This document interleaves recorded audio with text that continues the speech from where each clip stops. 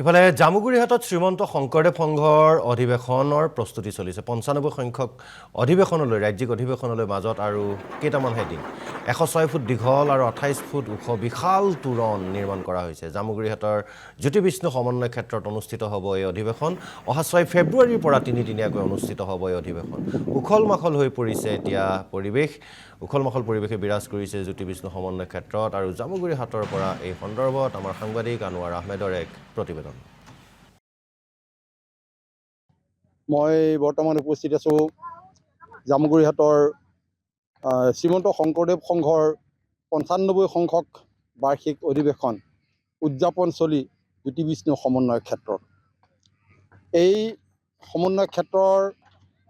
মূল তোৰণখন নিৰ্মাণ কৰা হৈছে ১০৬ ফুট দীঘল আৰু ২৮ ফুট উচ্চতাৰ এখন বৃহৎ তোৰণ ইতিমধ্যে নিৰ্মাণ কাৰ্য প্ৰায় সমাপ্ত হৈছে আৰু এই নিৰ্মাণ কাৰ্য সন্দৰ্ভত মই আমাৰ এই নিৰ্মাণ কাৰ্যৰ লগত জড়িত এগৰাকী ব্যক্তি আছে তেখেতৰ পৰা এই সম্পৰ্কত জানিবলৈ বিচাৰিম আপোনাৰ পৰা জানিব বিচাৰিম হয় এই তোৰণখন আপুনি নিৰ্মাণ কাৰ্য কিমান দিন ধৰি পেলাই আপুনি নিৰ্মাণ কৰি আছে হয় নমস্কাৰ জয় গুৰু সংঘ আমি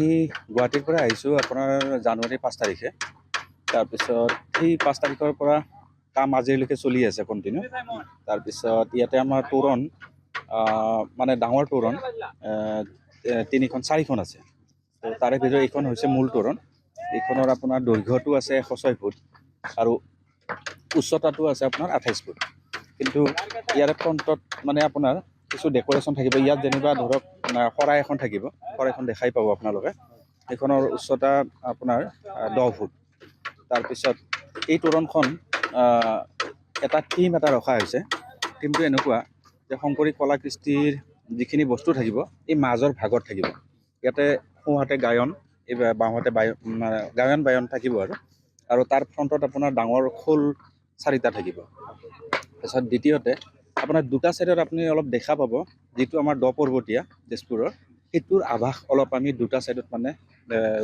মানে দেখুৱাব বিচাৰিছোঁ আৰু তাত আপোনাৰ ভাস্কৰ্য কিছুমানো থাকিব আৰু এইখিনি গেটখনেই নহয় অকল গেটখনৰ ফ্ৰণ্টত আপোনাৰ প্ৰায় ৪০ ফুট দীঘল আৰু ১৮ ফুট মানে বহল দুটা বেদী থাকিব মানে এই বেদীটোতো মানে আমি দ পৰ্বতীয়া বুলি নহয় আমাৰ তেজপুৰত যিখিনি মানে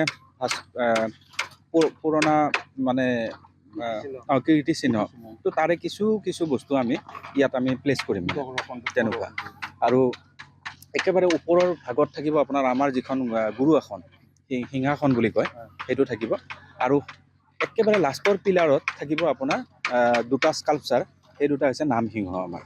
সেই তেনেকুৱা আৰু এই গেটখন পাৰ হৈ যোৱাৰ পিছত প্ৰায় ২০-৩০ ফুট পিছত এইখন যিহেতু জ্যোতি বিষ্ণু সমন্বয় ক্ষেত্ৰ তো তেখেত দুয়োগৰাকীলৈ মানে আমি মানে শ্ৰদ্ধা মানে জনাই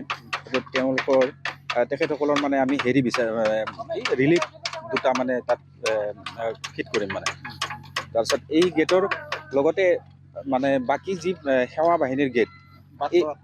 বাটচৰা নহয় মানে সেৱা বাহিনীৰ বুলি আৰু এটা পাৰ্ট এটা আছে তো তাতে আপোনাৰ এখন হেৰি থাকিব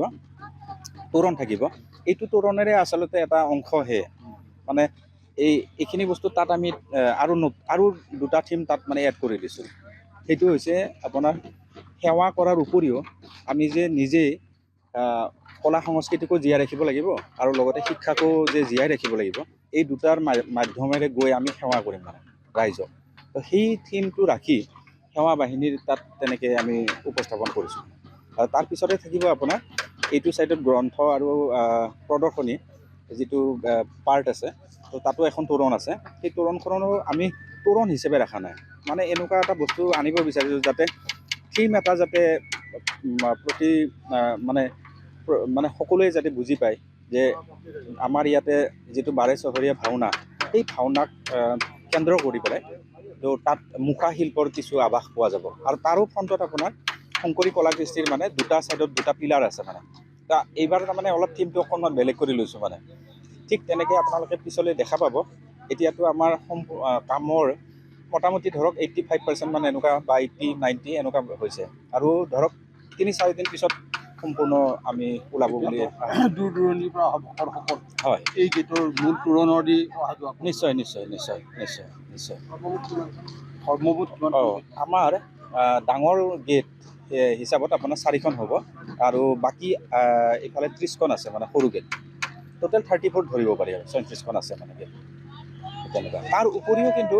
আনুষংগিক কিছুমান বস্তু আছে অকল তোৰণেই নহয় আমি কলাকৃষ্টি বস্তু বেছিকৈ বুজাব বিচাৰিছোঁ মানে সেই তেনেকৈ চাওঁ কিমান দূৰ কি কৰিব পাৰি আমি তেনেকৈ হাততো লৈছোঁ কেইবাটাও বস্তু এই থিমবিলাক যদি আমি তাত ভালকৈ হেৰি কৰিব পাৰোঁ উপস্থাপন কৰিব পাৰোঁ তো ভাল লাগিব আমাৰো নিশ্চয় ঠিকে আছে ধন্যবাদ মই এতিয়া কেমেৰা পাৰ্চন নৱক এই ইয়াৰ পৰিৱেশ দেখুৱাবলৈ কৈছোঁ অসম লাইভ 24 দৰ্শকসকলক ইয়াৰ সমগ্ৰ তোৰণখনৰ সমগ্ৰ দৃশ্য তেখেতে দেখুৱাবলৈ চেষ্টা কৰিব হয় হয় এই জ্যোতিবিষ্ণু সমন্বয় ক্ষেত্ৰ ইয়াতে য'ত নেকি শ্ৰীমন্ত শংকৰদেৱ সংঘৰ 95 সংখ্যক ৰাজ্যিক অধিৱেশনখন অনুষ্ঠিত হ'ব আৰু অহা 6, 7 আৰু 8 তাৰিখে অনুষ্ঠিত হ'বলগীয়া অধিৱেশনৰ থলী বৰ্তমান উখল মাখল এটা পৰিৱেশ দেখিবলৈ পোৱা গৈছে